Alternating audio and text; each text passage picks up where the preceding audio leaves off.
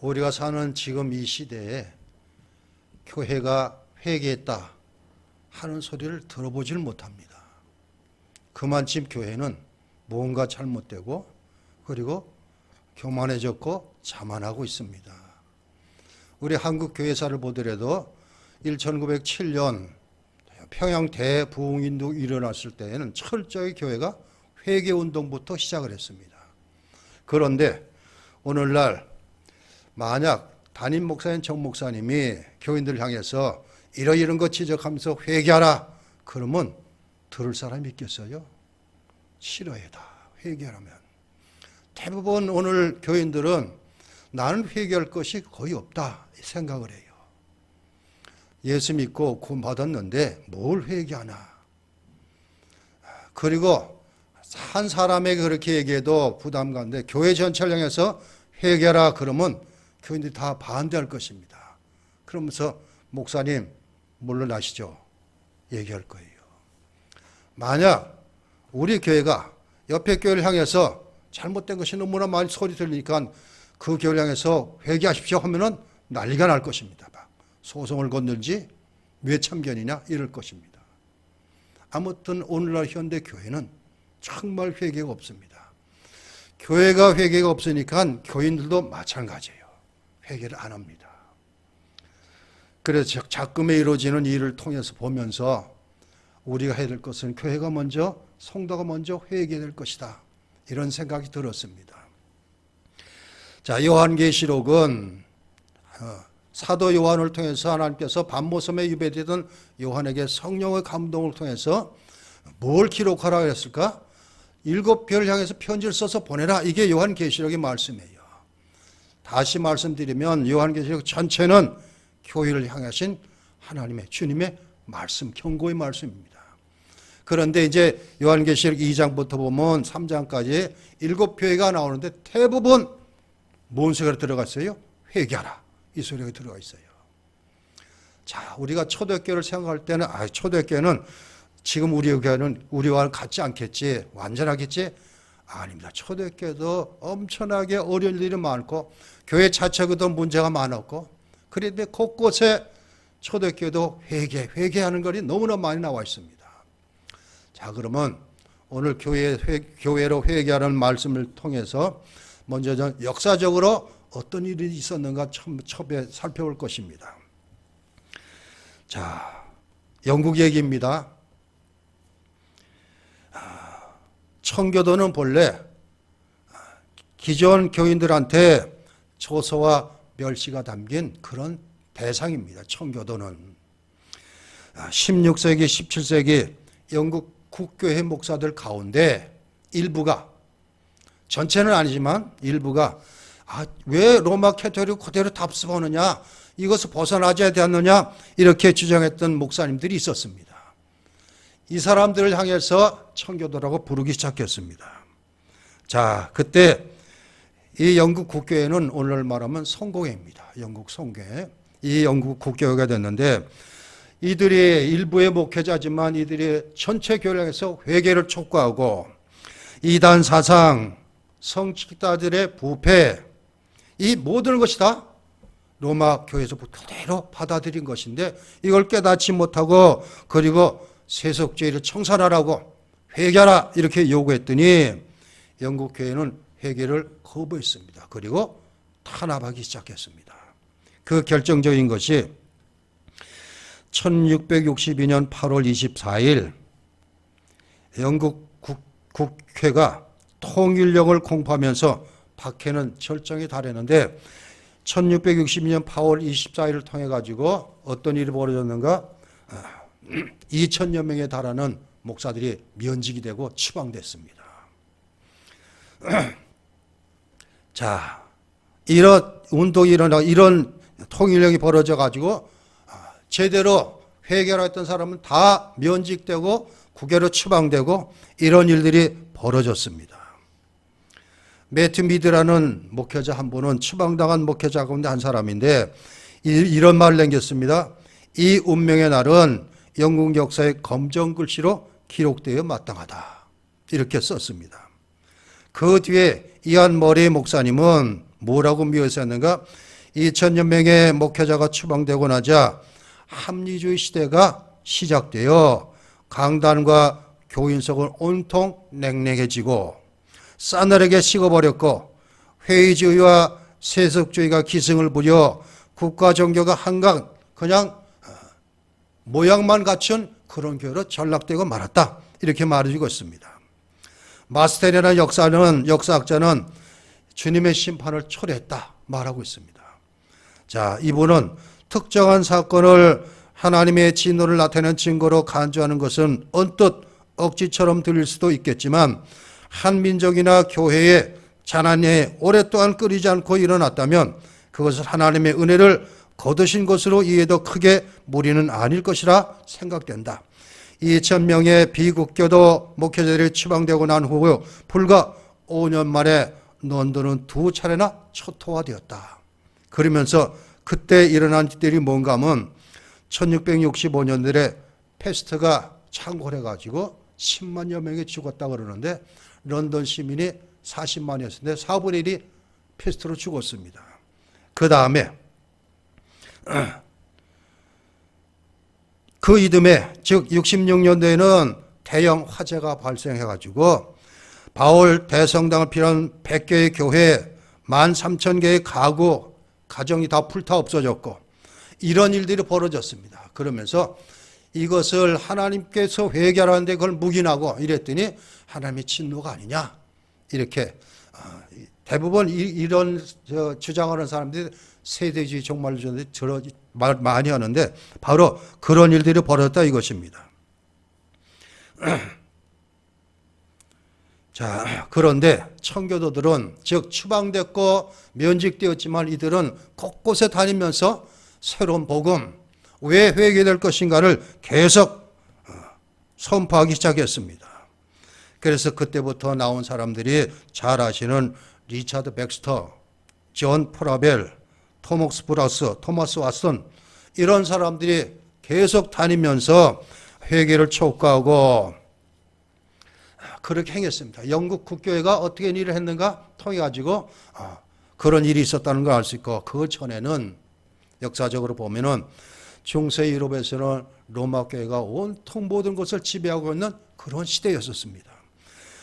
영적 생활 모든 것을 통제하고 당시에는 성경이 귀해서 오직 성직자 외에는 성경을 볼 수도 없었고 그래서 교회는 마치 문지기처럼 사람들이 성경과 하나님께 접근하는 것을 막았습니다. 사제들은 용서와 축복을 베푸는 권한을 가지고 있고 영원한 상급의 중재자로 그렇게 일컬어지고 있었습니다. 자, 1400년대가 되자 교회는 온갖 제도적인 부패가 만연하고 경건으로 위정된 부도덕과 사악함이 교회 온통을 지배했습니다.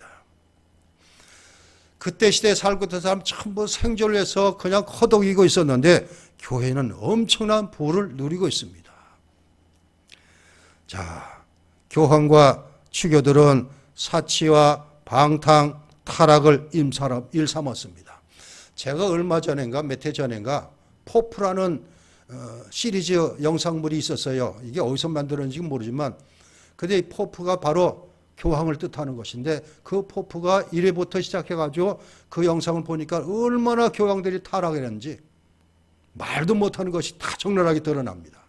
아마 로마교에서 볼 때는 엄청나게 반대했을 것이지만 바로 그러한 일들 온통 민족들은 백성들은 허덕이면서 사는데 연연해 있는데 교회는 엄청난 부를 누리고 방탕하고 타락하고 이런 지경이었습니다. 하나님은 이런 가운데도 그냥 보시지 않고 사람들을 들어 쓰시기 시작합니다. 그 사람 가운데 두 사람이 존 위클리프와 요한 후스 같은 사람이 나옵니다. 이들은 이단에 로마 캐토릭을 방해했다고 이단으로 정죄해서 다 화형당하고 존 위클리프는 무덤까지 나중에 파헤쳐가지고 뼈가 부서지고 이런 일들 배웠습니다. 하나님께서는 바로 교회가 그처럼 잘못되자 대부분의 하나님의 성직자를 통해 가지고 교회를 깨닫게 하기 원했는데 로마교에서는 전부 다 방해를 해가지고 막고서 다 이단해가지고 죽이고 말았습니다. 자, 이 위클리프와 후스 같은 사람들이 일어났는데 바로 한 세기가 지나서 누가 태어난 건 마틴 루터가 태어나서 루터를 통해서 이제 이것이 이루어집니다. 자, 그래서 루터가 천주교 사절에 있으면서 사역을 감당하는 가운데에 어떤 일이 벌어지는가? 가장 루터가 비난했던 것이 면죄부 사건 아닙니까? 그래서 이 면죄부 사건 때문에 결국은 95개 조항을 만들라고 비테베르그 성안교회 벽에 붙이기 시작합니다. 자, 그래서 교회는 카톨릭 교회 신자들을 고행과 연옥의 징벌로부터 모면하기 위해서 돈 주고 면죄부를 사면은 연옥에서 벗어난다, 이렇게 가르치기 시작했고, 그것이 믿음 없이 죽은 조상도 해당된다, 그를 위해서 면죄부를 사면은 이렇게 가르치기 시작했습니다. 그리고 교황대 50세 치살에 면죄부를 팔아서 베드로 성당을 짓는 일에 엄청나게 비용을 충당했습니다. 자, 루터가 쓴 95개 반박문 가운데 86조에는 이런 것이 들어있어요.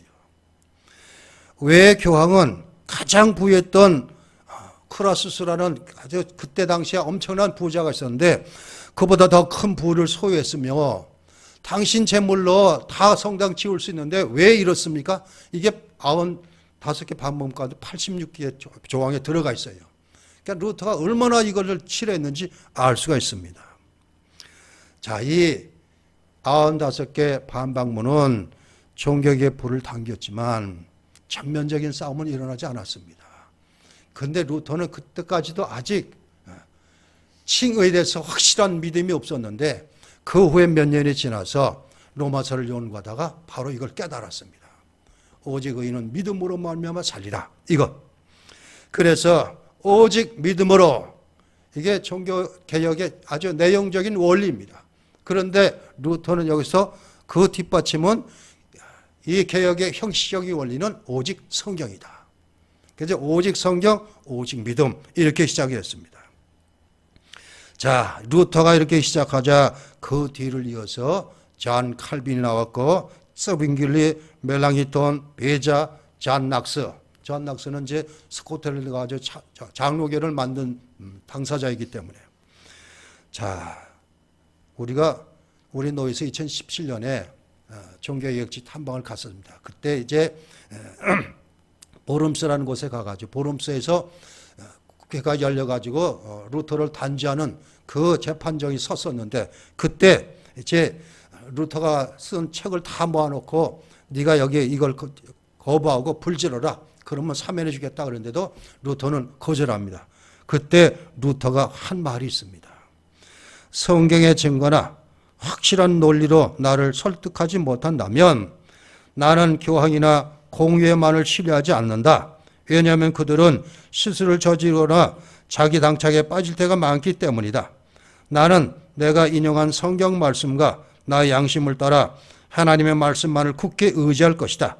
양심에 어긋나는 일을 하는 것은 안전하지도 않고 옳지도 않기 때문에 나는 아무것도 처리할 수 없고 또 처리하지도 않을 것이다. 하나님이여 나를 도우소서. 이게 그 보름스 회개에 열렸던 마당에 비석인데 요 글을 적어놨더라고요. 자, 오늘날 우리는 그 개혁교회, 즉 개신교 그 교리를 받아들여서 루터나 개혁자들이 말했던 오직 성경, 오직 믿음, 오직 은혜, 오직 예수 그리스도, 오직 하나님께 영광, 이것을 목표로 받아들이고 그렇게 지금까지 지나왔는데 작금의 교회의 모습을 보면은 얼마나 잘못돼 가는지 모릅니다. 어떤 분은 불행히도 20세기 교회는, 21세기 교회는 로마 가톨릭 교회의 지배를 받던 당시보다 더 큰 위협에 직면해 있다까지 말하고 있습니다. 자, 이것이 역사적으로 이런 인도가 일어났다는 것 우리는 알 수 있었고, 자, 그러면 이렇게 말씀에서 떠난 교회는 어떤 징후들을 가지고 있을까? 이게 두 번째입니다. 말씀에서 벗어난 교회가 어떤 징후를 가지고 있을까? 이것입니다. 교회가 성경의 권위를 포기하면 무너지게 될 영적 토대가 무엇인지 한번 생각해 보고자 합니다.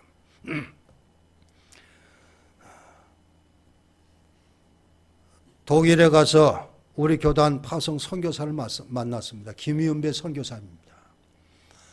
이분이 이제 우리를 이제 같이 독일 전체를 돌면서 인도하면서 유럽 교회가 이지게 된 건 단 하나, 다른 것 없어요. 성경 권위가 무너졌기 때문이다. 이렇게 말하고 있습니다. 틀린 말이 아닙니다. 아까도 영국 국교회가 회개를 거절하고 그러자 뭐가 들어왔다고요? 합리주의가 들어왔고, 그리고 세속주의가 교회에 들어오기 시작했습니다. 바로 똑같습니다. 우리가 가장 믿음의 기초인 성경을 무시하게 되면, 성경 밖으로 떠나게 되면 어떤 일이 벌어지는가? 말 그대로 세속주의가 물밀같이 들어옵니다. 그리고 합리주의, 모든 것이 내 뜻에 내가 이해할 수 있고 받아들일 수 있는 것만 주장하는 이런 주의. 자, 그러다 보니까 교회 안에 어떤 일이 벌어집니까? 세속주의가 들어오니까 말씀은 사라지고 사람의 소리만 나타나게 됩니다. 자, 그래서 초대교회도 그랬습니다. 우리는 초대교회를 대부분 이제 이렇게 얘기를 합니다. 처음에 개혁을 시작하면서 어디로 돌아가자? 첫 번째 하는 것이 초대교회로 돌아가자, 이것이었습니다. 근데 그것을 떠나서 성경으로 돌아가자가 원론인데, 초대교회로 돌아가자 그랬는데 초대교회는 완전한가? 아예 성경은. 우리는 고린도서를 보면은 얼마나 고린도 교회가 잘못됐는지 알 수가 있잖아요. 얼마나 많은 문제가 있었는지 모릅니다. 자, 갈라디아서 보면은 아주 두 가지 엄청난 세력 때문에 사도 바울이 엄청나게 하나님을 좋게 하라, 사람을 좋게 하라, 이런 말 써가면서 유대율법주의와 영지, 초대 영지주의가 교회에 들어와가지고, 그러니까 초대교회도 엄청나게 회개가 촉구할 수 있는 이런 일이 너무나 많았습니다. 그러니까 초대교회로 돌아가자, 이것은 좀 잘못된 것이고, 반면에 성경으로 돌아가지 바로 원론입니다. 자, 이러자 하나님의 양떼 안에 거짓 교리, 거짓 교사들이 침투해 들어왔습니다. 저는 마태복음을 보면서, 자, 이 성경 저자들이 성령의 감동을 통해서 하나님 말씀을 적었는데, 참 1장부터 쭉 보다 보니까 얼마나 순서적으로 이게 합리적으로 맞는지 모르겠어요. 그러면서 마태복음 24장을 보면은 뭐가 나와요? 말세에 어떻게 될 일일까? 이걸 보여주고 있습니다. 거짓 선자들, 적그리스도가 태어난다 그랬습니다. 계속해서. 그리고 25장은 그러한 말세 때 우리가 어떻게 살 것인가? 비유가 나오잖아요. 기름 준비한 처녀 하고 달란트 비유가 나오고, 그 다음에는 하나님께서 어떤 사람들을 누가 알고이고 누가 축전이고 이런 거 가른다, 이런 것이 나오는데, 즉 24장에는 마지막 때에, 즉 성경의 권위가 무너지고 이단이 횡행할 때 어떤 일들이 벌어질 것인가? 종말 때가. 그런 다음에 그 종말을 지키기 위해서 우리가 준비할 것 무엇인가? 열처녀와 마치 준비되고, 달란트 비유를 통해서 우리가 주님 앞에 착하고 충성되이라 부를 수 있는 그런 종으로 만들어야 한다, 이렇게 말해주고 있는데, 자, 성경의 권위가 무너지니까 세속주의가 확 들어와가지고 거짓이 얼마나 판치고 있는지, 신학적인 혼란이 발생하고, 무한 하나님 말씀보다는 유한 사람의 말을 듣기 시작을 하고, 이렇게 됩니다. 은혜 복음을 행위로 얻게 된다는 인간 중심적인 것으로 바꿨습니다. 이게 이제 뒤에 나오는 이제 알미니우스를 통해서 이루어진 일입니다.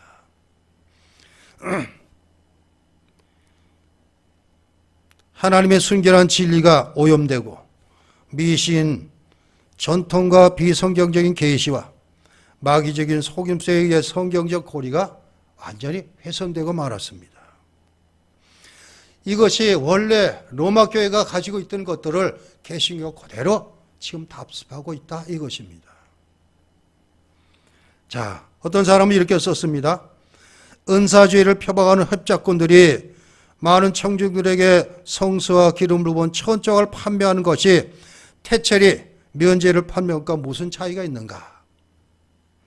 성자 선언을 하는 교황과 주님으로부터 새로운 계시를 받았다면서 자기 자신의 꿈이나 마음속에 떠오르는 생각을 전하는 목회자가 무슨 차이가 있는가? 그렇다는 소리 오늘날. 천주교가 잘못된 것을 그대로 현대교는 받아들이고 있다 이것입니다.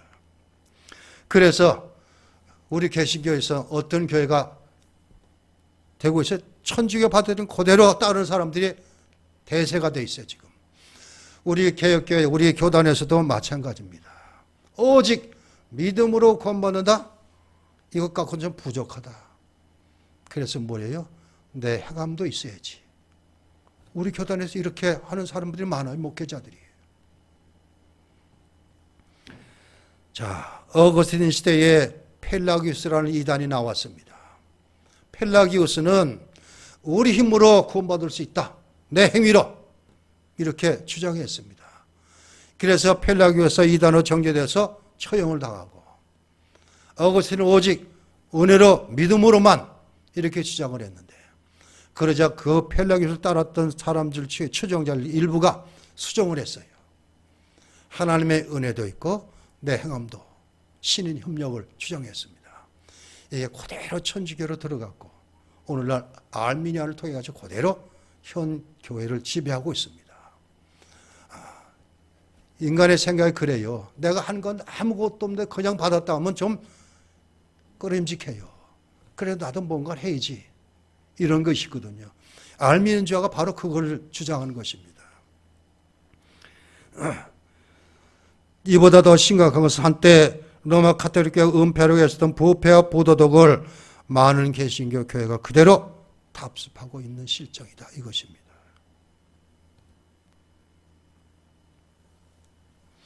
많은 교회들이 순결함을 잃고 방탕한 세속 문화를 수용하거나 모방하고 있습니다. 목회자들은 성경보다는 영어를 해설하기를 좋아하고 대형 교회들은 구도자 중심적인 모임은 예배라기보다는 그냥 콘서트 같은 것이고 이런 것으로 점차 변질되고 있습니다. 우스꽝스러운 쇼에 더 가깝고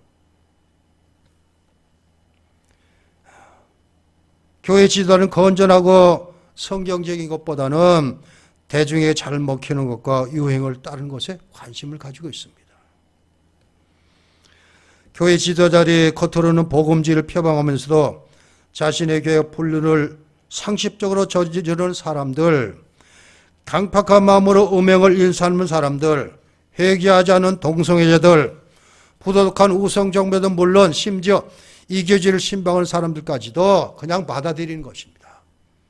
교회 들어와서 내가 신앙생활 하겠어 마음 그냥 열린 마음으로 받아들입니다. 이것을 자랑스럽게 얘기하는 시대에 살고 있습니다. 그런 방향으로 현대교회는 점점 가고 있습니다. 비록 부도덕한 행위를 공개적으로 지지하지는 않지만 그런 행위를 내부적으로부터 제기하는 노력은 전혀 하지 않고 있습니다. 아까도 몇 번 이제 말씀을 같이 했는데, 자, 문재인 대통령이 교계 지도자를 초청해서 담화를 했잖아요. 그런데 각 교단 총회장이 다 나왔는데 딱 한 사람만, 한교총 회장만 예배는 그래도 우리가 지켜야 됩니다. 이 소리하고 나머지는 아무 소리도 안 하고 있어요. 우리 교단에 총회장, 부총회장 두 분이 갔는데 입도 뻥끗 안 하고 있어요. 참 기가 막힌 일입니다.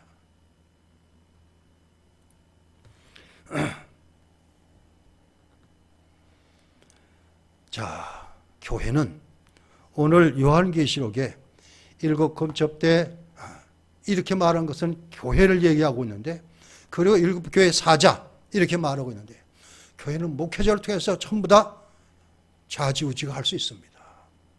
목회자가 세상 바라보고 성경에서 벗어나면은 제대로 할 소리를 못하고 있어요. 그냥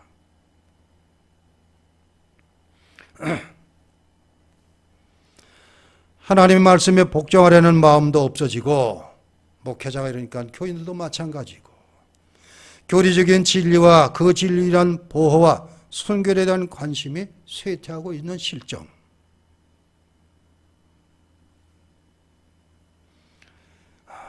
사도 바울은 갈라디아 3장 1절에 어리석도다 갈라디아 사람들아, 예수 그리스도의 십자가에 못 박히신 것이 너희 눈앞에 밝히 보이기를 누가 너희를 꾀더냐.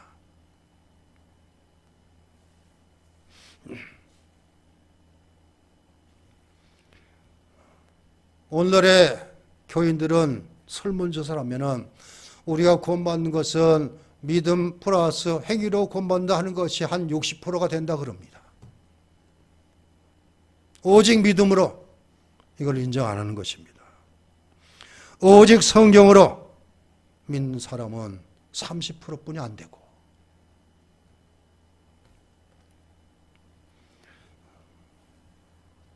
프로테스탄트는 항의자란 뜻인데, 이 프로테스탄트 후예인 우리들이 더 이상 저항정신은 찾아볼 수 없다 이것입니다. 그 대통령 앞에 가서 얘기한 그 담화를 보면은 저항정신이 없는 거예요. 그냥 이렇게 된 추락은 하루아침에 일어나지 않습니다. 계속 이어져 오고 있습니다. 이것이 다른 게 아니라 세속주의가 들어온 거예요. 세상 것이 교회에 들어오니까, 그래서 모든 교회 잣대가 다 세상적으로 어떻게 되는가 이게 관심이 있지, 하나님께서 보시는 것이 무엇인가 이것은 관심이 없습니다.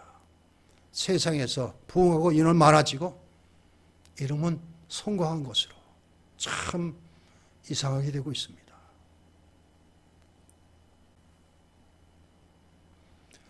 자, 오늘 우리가 읽은 요한계시록을 통해서 주님께서 원하시는 것은 무엇인가? 회개하라. 그래서 세 번째, 교회요, 회개하라 이것입니다. 자, 요한계시록 1장 7절에 볼지어다 그가 구름을 타고 오시리라. 각 사람의 눈이 그를 보겠고 그를 찌른 자들도 볼 것이요 땅에 있는 모든 족속이 그로 말미암아 애곡하리니 그러하리라. 세상에 일어날 심판을 언급하고 있습니다. 우리는 하나님의 진노된 경고를 더럽게 생각하면서도 그것이 우리에게는 해당이 안 되지, 이런 안일한 생각을 하고 있습니다. 그러나 요한계시록의 환상들은 회개하지 않은 교인들에게 임할 하나님의 심판과 예수님의 재림이라는 주제를 다루기 전에 처음 세 장을 교회에 주어진 메시지를 선언하고 있습니다. 아마 사도 요한은 그랬을 거예요. 자기와 같이 12사도는 대부분 순교를 당했는데 일찌감치 왜 나는 이렇게 순교당하지도 않고 90세나 가까이 와가지고 이렇게 반모섬에 가서 이러고 있을까? 그랬는데 환상 가운데 하나님 주님의 음성이 들리잖아요. 네가 할 일은 이것이다, 이거예요. 즉 마지막 성경 요한계시록을 기록하는 일이 요한이 할 일이에요. 그런데 이 요한계시록의 마지막 모든 말씀은 다 교회를 향한 말씀입니다. 그래서 대표적으로 소아시아 7교회를 말하고 있습니다. 그래서 11절에 우리가 읽은 본문에 보니까 내가 보는 것을 두루마리에 써서 에베소, 서모나, 버가모, 두아디라, 사대, 빌라델비아, 라오디게아 등 7교회에 보내라 이것입니다.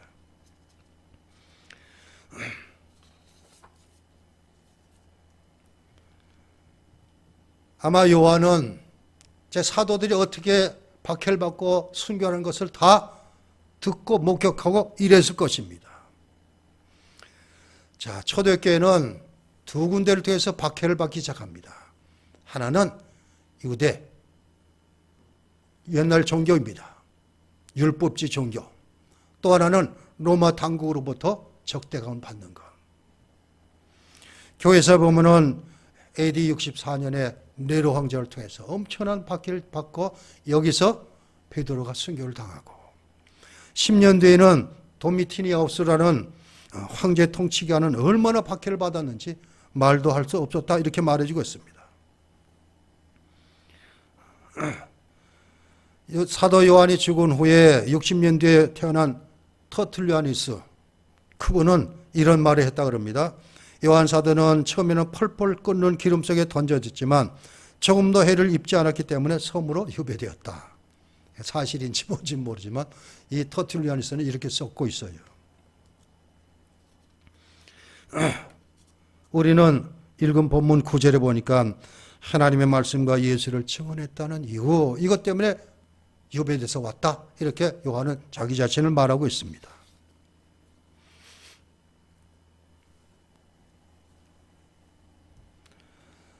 자, 아무튼 이런 박해 가운데 이제 요한을 통해서 계시록을 쓴 것은 다른 게 아닙니다. 교회가 전적으로 회개된다. 이것.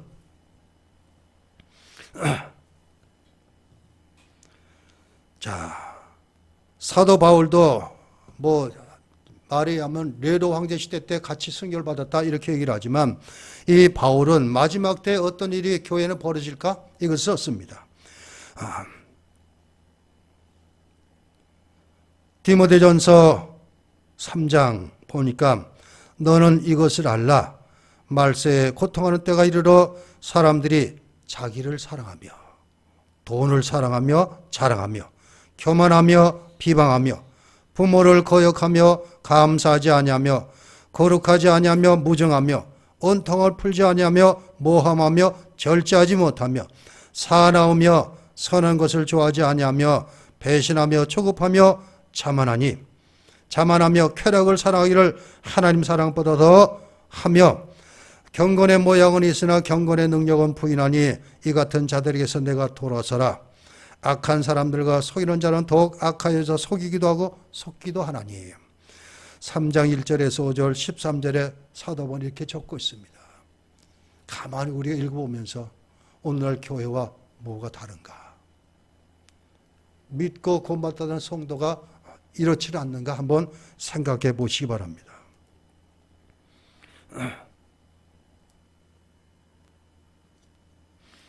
또 바울은 형제들아 내가 너희를 권하노니 너희가 배운 교훈을 거슬러 분쟁을 일으키거나 거치 않은 자들을 살피고 그들에게서 떠나라.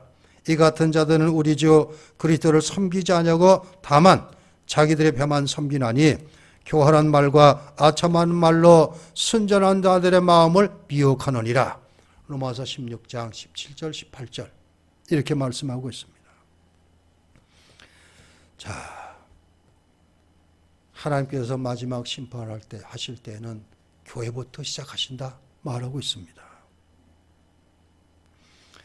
디모데후서 3장 12절에 무릇 그리스도 예수 안에서 경건하게 살고자 하는 박해를 받을 것이다.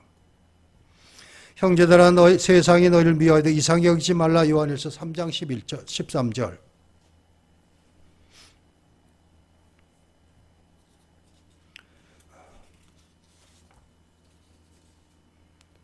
요한을 통해서 교회들에게 전달한 예수님 메시지는 분명합니다. 회개하라 이것입니다. 예수님께서는 부패한 교회들을 향해서 회개하고 개혁하라고 거듭 촉구하십니다. 그분은 에베소 교회를 향해서 그러므로 어디서 떨어지는 생각하고 회개하여 처음 행위를 가지라. 계시록 2장 5절.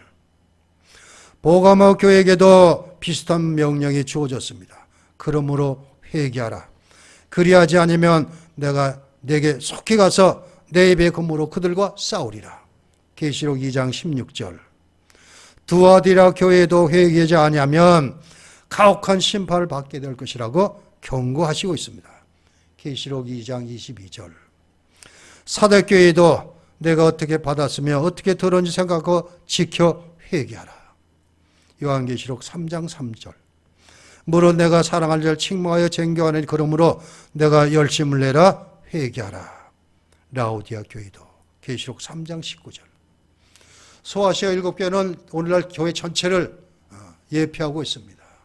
그러면 7교회가 대부분 책망 듣고 칭찬 듣고 회개하라 이런 말 듣고 칭찬만 들은 교회도 2교회가 있습니다.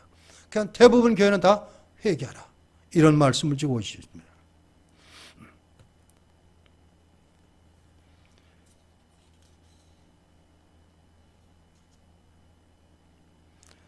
자, 오늘날 주님께서는 교회를 향해서 회개하라. 이것은 교회에 속해 있는 성도들도 다 해당이 됩니다. 그래서 목회자부터 철저히 회개하고 내가 하는 모든 것이 성경 안에 그대로 있느냐 아니면 세상 것을 바라보고 있지 않는가. 내가 생각하는 것이 이 유일한 하나님 말씀인 성경이 전체다. 이것만으로 가능하다. 이런 생각을 가졌는지 아니면 이건 부족하니까 다른 것이 있어야지 않느냐. 이런 생각을 갖고 있지 않는가. 자, 바로 성경적인 그런 마인드를 가지고 있느냐 아니면 세상 것을 바라보고 세상을 향해서 세상에서 누리는 그 성공을 교회 안에서 똑같이 성공으로 치부하고 있지는 않는가. 이런 생각을 하면서 늘 우리 교회부터 회개하고 성도 한 사람 한 사람이 진정으로 회개할 수 있는 그런 은혜가 있기를 바랍니다. 요한도 그와 똑같은 환상을 봅니다. 의로운 재판관이 주님이 충실하지 못한 교회를 향해서 회개를 촉구하셨다. 이것을 알았습니다. 교회 다니는 사람들은 대부분 마지막 심판이 임할 때는 교회가 가장 안전한 곳이다. 아마 이렇게 생각할 것이에요. 노아의 광주에 들어가면 안전했듯이 교회만 들어오면 아주 안전할 것이다. 천만에 하나님은 주님은 교회부터 손대신다. 계시군 이렇게 말하고 있습니다. 교회에서 예수님의 이름을 부르고 그분을 찬양한다고 해서 하나님의 심판으로부터 안전할 수 있는 것은 아닙니다. 주님은 요한계시록 서두에서부터 교회들 향해 강력하고 경고할 말씀을 베푸시고 있습니다. 그런 점에서 교회는 세상보다 더 안전하지가 않다. 교회의 타락은 종종 더 신속한 심판을 초래하는 길이 되고 맙니다.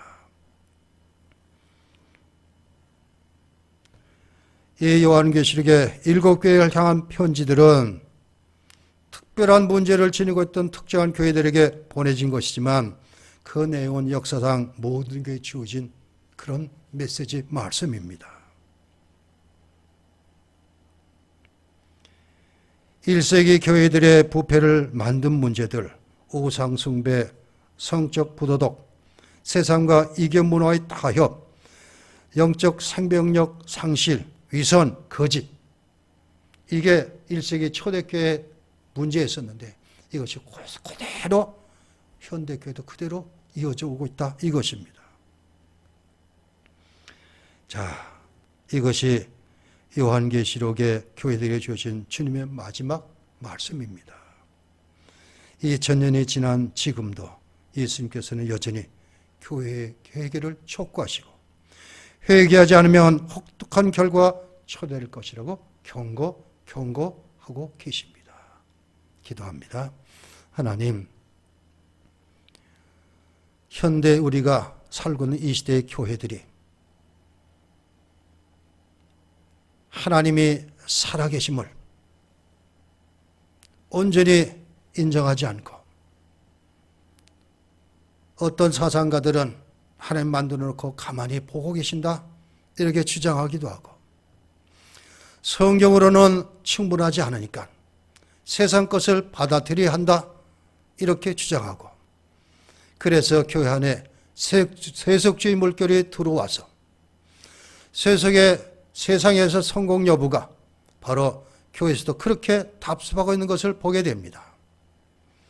우리가 입을 열어 하나님 말씀을 옳게 선포하는 것이 아니라 사람들의 비위를 맞추고 회개를 촉구하지 않고 이런 일들이 강단에서 벌어지고 있는 이때에 우리 겨자씨 교회만은 성경 붙들고 주님 의지하고 주님께 경고하신 이 말씀 붙들고 늘 회개하고 새롭게 개혁되어지는 은혜가 있게 하여 주옵소서. 예수 그리스도 이름으로 기도하옵나이다. 아멘.